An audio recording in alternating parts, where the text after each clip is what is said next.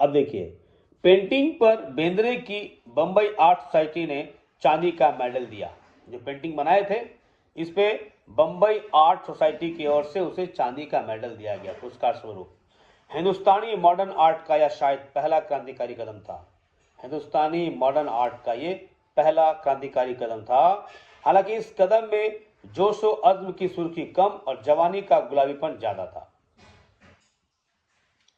राजा रवि वर्मा के पश्चिमी second hand release के बाद एक हल्की सी हलचल गगनेंद्र नाथ टैगोर के क्यूबिटिक्स तजुर्बे से शुरुआत हुई। राजा रवि वर्मा का नाम सुने होंगे आप लोग, ये भारतवर्ष के बहुत बड़े चित्रकार हुए हैं। बात आगे बढ़ी नहीं, बेंद्रे का गुलाबीपन भी कुछ ही अरसे तक तरोताजा रहा।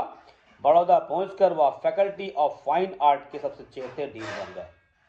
देखिए, आगे बढ़ रहा है, आगे बढ़े वो बड़ौदा पहुंचे और faculty of art fine art के सबसे चहेते ये डीन बन गए।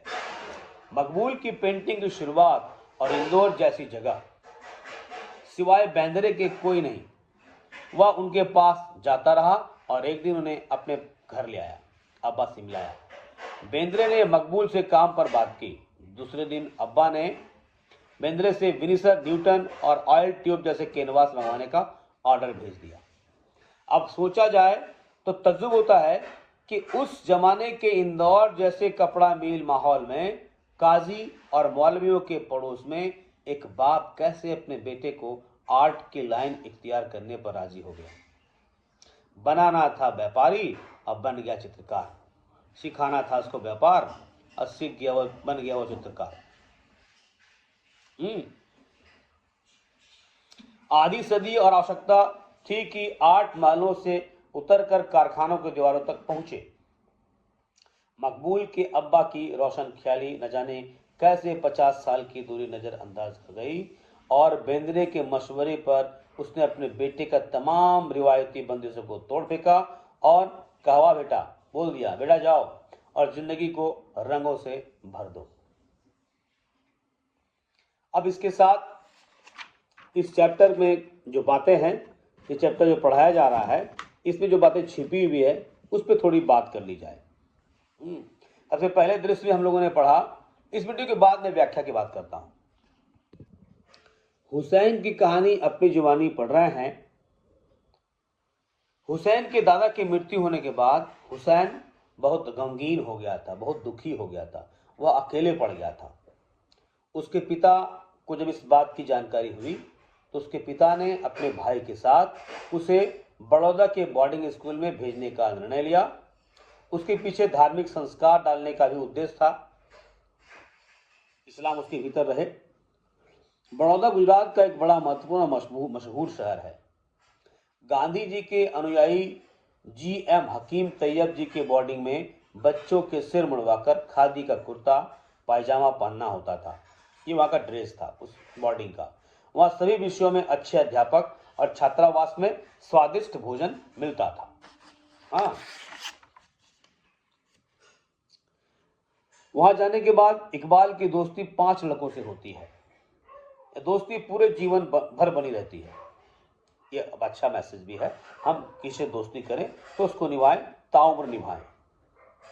सभी मित्र अलग अलग विशेषताएं वाले थे, सभी का अलग अलग मिजाज मूड था।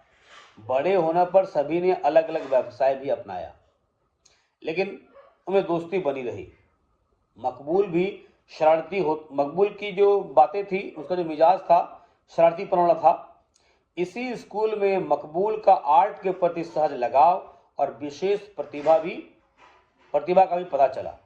आर्ट विषय पर उन्हें पूरे नंबर मिलते रहे, नंबर 1 भी रहा कई बार वो।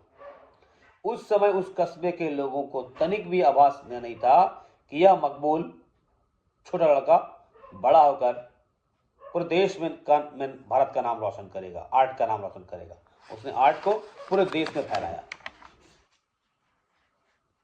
फिर रानीपुर बाजार की जो बातें होती है ना, इससे बात करें तो बोर्डिंग स्कूल से वापस रानीपुर आकर अपने चाचा की दुकान पर वो बैठने लगा। मकबूल दुकान के कामों में उसका मन नहीं लगता था, क्योंकि उसके मन में तो चित्रकार बैठा हुआ, चित्र बैठा हुआ था, रंग बैठे हुए थे।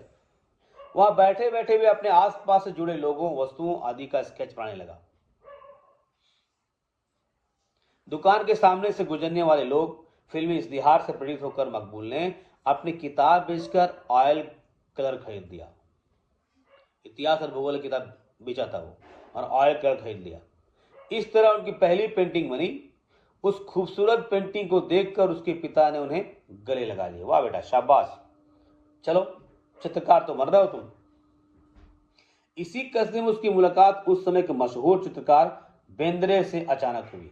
बेंद्रे से मुलाकात के बाद उनके जीवन में परिवर्तन आया। बेंद्रे साहब ने मकबूल के पिता से मिलकर उनका उत्साह बढ़ाया कि आपका बेटा बहुत बढ़िया कर सकता है, अच्छा चित्रकार बन सकता है।